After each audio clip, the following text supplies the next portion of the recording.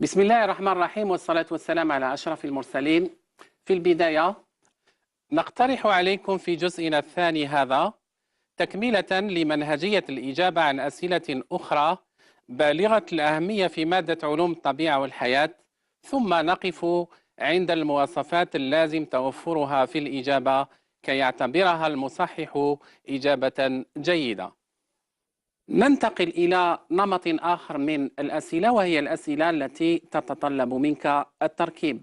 مثل هذا السؤال عادة ما نجده في نهاية التمرين.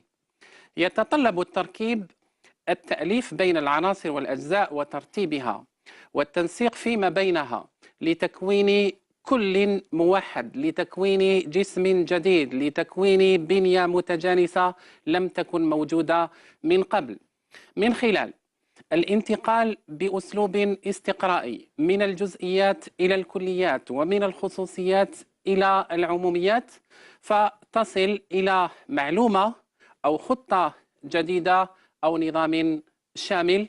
والمثال تقدمه السيدة عمري، فتفضلي. المثال اللي اخترته كذلك من بكالوريا 2014، السؤال الثالث من الموضوع الثاني، التمرين الثالث. يقول السؤال: مثل برسم تخطيطي الآليات المدروسة في الجزئين 1 و2. التركيب، سؤال التركيب يأتي دائما في نهاية التمرين. قبله يكون هناك جزئين. مثلا التمرين هذا كان حول عملية التركيب الضوئي. الجزء الأول يدرس المرحلة الكيموضوئية للتركيب الضوئي بشروطها، الضوء ونواتجها، ألا وهي النات بي اش والآ تي بي. الجزء الثاني يدرس المرحلة الثانية من التركيب الضوئي، هي منفصلة عن الجزء الأول. يدرس المرحلة الكيموحيوية بشروطها CO2 ونواتج المرحلة الكيموضوئية نات بي اش والآ تي بي ونواتجها هيكزوزات. الآن كيف أركب بين هذا الجزئين؟ إذن أجد علاقة بين ما حدث في المرحلة الأولى وما حدث في المرحلة الثانية، أنسق بينهما وأكون بنية منسجمة. فرسم التخطيط اللي نرسمه يوضح المرحلة الكيموضوئية والمرحلة الكيموحيوية، العلاقة بينهما. الرسم يكون كبير واضح، نوضع عليه كل الظواهر التي حدثت، البيانات اللازمة وعنوان مناسب. فعلا سؤال مثل هذا عادة ما يأخذ في سلم التنقيط من 2 إلى 4 نقاط.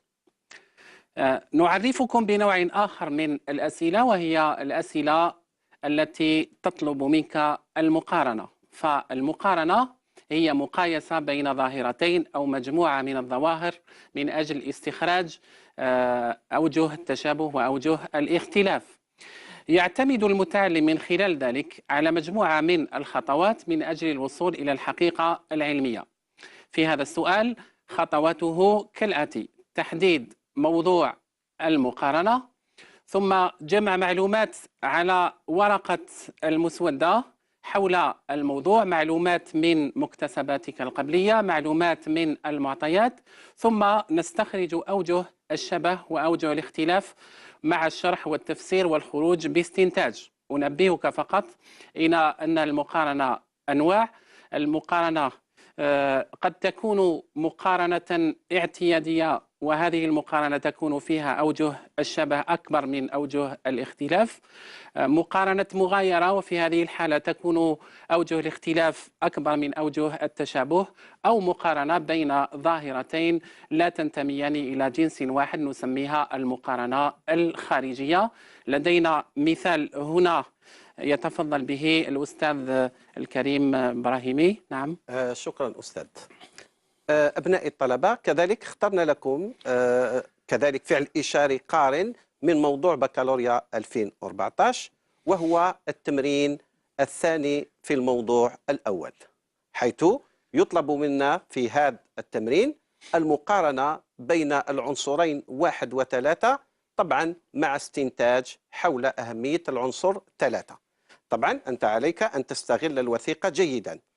طبعا كما ذكر الأستاذ، الآن أحاول مستغلا هذا التمرين لتتبع الخطوات التي ذكرها. إذن عند المقارنة أحاول أن أجد أوجه تشابه، فنجد بأن في كلا الغشائين كلاهما يتكون من طبقة فوسفوليبيدية مضاعفة تتخللها بروتينات. إذن في هذه الحالة لقد وجدنا بعض التشابهات بين العنصرين. ثم كذلك أتمعن جيدا في الوثيقة وأركز في هذه المرة على أوجه التشابه. نلاحظ أن نسبة البروتينات تكون قليلة، تسمح بوظائف محدودة كنفاذية الجزيئات الصغيرة والأيونات، وهذا في مستوى الغشاء الخارجي للميتوكوندري. بينما لو نأخذ الغشاء الداخلي الميتوكوندري فنلاحظ أن نسبة البروتينات تكون عالية متنوعة، تسمح بوظائف محددة كأكسدة النواقل المرجعة وفسفرة الADP. إذن هنا استخرجت أوجه التشابه وأوجه الاختلاف. إذن نصل بعد ذلك إلى الاستنتاج التالي، أن الغشاء الداخلي للميتوكوندري هو مقر للفسفرة التأكسدية. هكذا.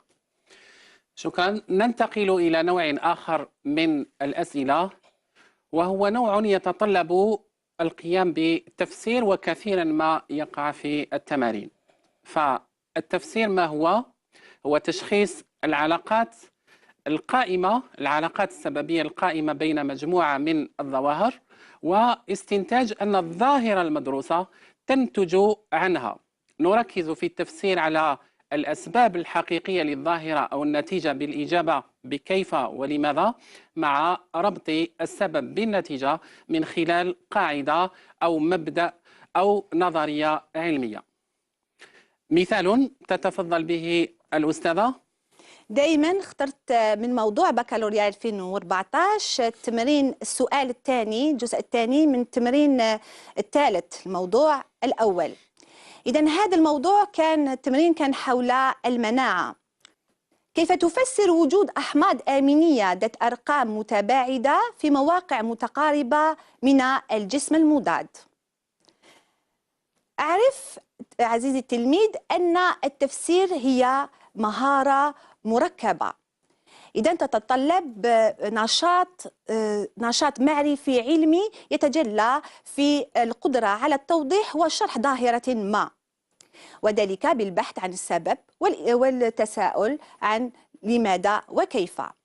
إذا أتساءل، لماذا وما هو السبب الذي جعل الأحماض الأمينية التي كانت ذات أرقام متباعدة في البنية الأولية أن تتقارب فيما بينها لتشكل موقع الارتباط مع محدد المستضد؟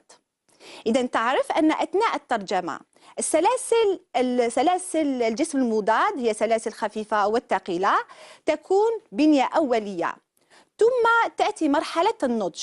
خلال مرحلة النضج تنطوي هذه السلاسل، وخاصة الجزء الطرفي NH2 لسلاسل الثقيلة والخفيفة، وهذا الذي يجعل تقارب هذه الأحماض الأمينية التي كانت ذات أرقام متباعدة. لماذا اقتربت؟ لتشكل موقع يكون متكامل بنيويا مع محدد المستضد، وبهذا أكون قد فسرت سبب تقارب وكيف تقاربت ولماذا تقاربت هذه الأحماض الأمينية. فعلا لاحظ هذا المثال الذي ذكرته السيدة الآن يبدي أو يوضح بشكل واضح الفرق بين الأسلوب التحليلي والأسلوب التفسيري. ففي الأول نركز على استخراج العناصر، ثم العلاقة بين المعطيات، ثم في الأخير نستخرج المبدأ المنظم للظاهرة. أما في الأسلوب التفسيري فنركز تفسيرنا على العلاقات السببية الموجودة بين الظواهر والنتيجة، معناه بين الأسباب والنتيجة، دائما بأسلوب كيف ولماذا النتيجة. ننتقل إلى نوع آخر من الأسئلة، وهي أسئلة تتطلب منا اقتراح فرضية. نلجأ إلى تقديم الفرضية مباشرة عندما يطرح المشكل العلمي أو عندما لا تكون المعطيات كافية من أجل القيام باستدلال علمي. فالفرضية هي اقتراح تفسيري مؤقت قابل للمراقبة التجريبية. المراقبة التجريبية معناه قابل لأن يختبر بالملاحظة وبالتجريب. وأمامنا مثال يقدمه الأستاذ محمد. شكرا. المثال الذي اخترته لك عزيزي الطالب هو مثال من إحدى الدروس التي قدمناها على التلفزة، والمتمثلة في مقر تركيب البروتين. قدمت لك خليتان، إحداهما منزوعة النواة والثانية بنواة، ثم كلاهما وضعتا في وسط به أحماض أمينية مشعة، فظهر الإشعاع في الهيولة في كلا الخليتين. طبعا في هذه الحالة طرحت إشكالية، يعني كيف نفسر ظهور الإشعاع في الخلية منزوعة النواة؟ ثم بعد ذلك طلب منك فرضية. طبعا هنا تلاحظ أن الفرضية جاءت بعد إشكال، فهنا كما ذكر الأستاذ حميد على الطالب أن يعطي فرضية منطقية قابلة للمراقبة بالتجريب، طبعا من خلال معلومات الطالب وما اكتسبه خلال السنة الدراسية حول موضوع مقر تركيب بروتين. طبعا يقدم فرضيتين كالتالي، لاحظ معي. الفرضية الأولى: تركيب البروتين من طرف الخلية منزوعة النواة قد يعود لانتقال معلومة وراثية من النواة إلى الهيولة، طبعا على شكل قطعة من الأديان وليس كل الأديان. هذه الفرضية الأولى. الفرضية الثانية التي يقترحها الطالب وهي: ممكن هناك وسيط يتشكل في النواة ثم ينتقل إلى الهيولة ليشرف على تركيب بروتين، ونقصد بالوسيط هنا هو الآيرن. إذن هاتين الفرضيتين يقترحهما الطالب، ثم نتحقق على هذه الفرضيات من خلال التجارب التي تأتي بعدها. هكذا سيد حميد يعني ننصح الطالب على إعطاء الفرضيات. فعلا كم من فرضية صارت حقيقة علمية. ننتقل الآن إلى النوع الأخير من الأسئلة، وهو الأسئلة الذي يتطلب منا القيام بتقويم ونقد. يتطلب التقويم فحص المعطيات لإصدار أحكام تجربة أو طريقة أو تقنية أو معطيات أو أفكار باستعمال أدوات محددة، ولدينا مثال تتفضل به السيدة عمري هنا. هذه المرة اخترت موضوع بكالوريا شعبة رياضيات سنة 2008، الموضوع الأول، التمرين الأول، وطلبوا منهم تعليل استعمال اليوريدين المشع. إذا اليوريدين هي نيكليوزيدة مميزة للأحماض النووية الريبية، تدخل في تركيب الأيغان. لماذا مشع؟ لتتبع مسار الأيغان ومصدرها. هذا يكفي للتعليل. الآن سيد حميدو، ما هي مواصفات الإجابة الجيدة؟ هذا سؤال هام جدا، فالإجابة الجيدة لا تأتي تلقائيا، لا تكتب تلقائيا، بل يجب على المترشح أن يراعي مجموعة من المعايير كي يبني إجابة جيدة. أولا، أن تكون الإجابة وجيهة وكاملة تجيب عن الأسئلة المطروحة. ثانيا، واضحة صحيحة وسليمة التعبير، تستوفي قيمتها العلمية باستعمال مصطلحات ومفردات علمية ملائمة. ثالثا، مهيكلة تتسلسل حسب الترقيم الوارد في الموضوع بترقيم التمرين وترقيم الجزء وترقيم السؤال. رابعا، إجابة مهواة، بحيث عندما تجيب بفقرة عن سؤال ما تترك سطرا ثم تنتقل لكتابة فقرة موالية. ينصح في تقديم الرسومات أن تكون الرسومات واضحة وكبيرة ومنفصلة عن النص المكتوب، تحمل عناوين وبيانات أفقية سليمة. يطلب من المترشح تقديم عمل متقن بخط مقروء وواضح وخال من التشطيب. ما يطلب تفاديه عند كتابة الإجابة: الكتابة المتسرعة لإجابة سطحية مختصرة أو مبهمة أو خارجة عن الموضوع. ثانيا، إعادة كتابة الدرس محفوظا دون الإجابة عن الأسئلة. ثالثا، إعادة صياغة محتويات وثيقة بطريقة وصفية دون استغلالها في الإجابة عن السؤال المطروح. رابعا، التكرار غير المجدي الذي يضيع الوقت والذي يثقل الإجابة. خامسا، تقديم إجابات غير منظمة أو مختلطة أو متقطعة تنتقل من سؤال لآخر أو من تمرين لآخر دون انسجام.